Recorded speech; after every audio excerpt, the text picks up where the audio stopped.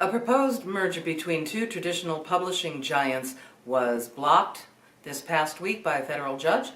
What does this have to do with writers? We'll talk about it in a minute.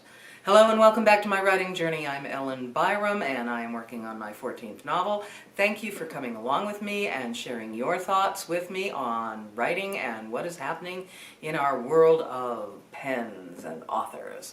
So I'm talking about the proposed merger between Simon & Schuster and Random Penguin House, which was blocked by Judge Florence Pan because it would drive down competition and it would drive down advances for authors.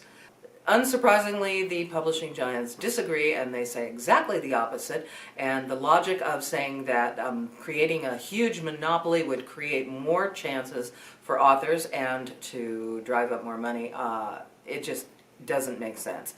Let's think about why we're talking about this. The Justice Department was concerned enough to bring suit. It has been stopped for now.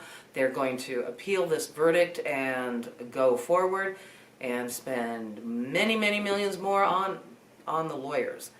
But what does it have to do with writers? It's not going to affect a lot of us directly, not those of us who do not qualify for a $250,000 advance by these giants, and who in their testimony a couple of months ago basically testified they had no idea what creates a best-selling book, and they just do their best for each book that comes through the door.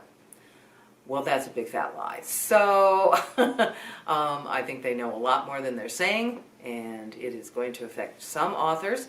It could really change the landscape. And this is because I think that whenever you see a major change like this, it creates a vacuum.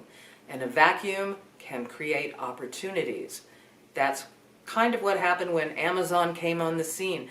There was a huge vacuum for writers who could never get through those doors of traditional publishing, and Amazon came in and said, you can publish a book with us. So unfortunately, there are so many books out there. There are millions of books. People are distracted. People are not reading books as they used to.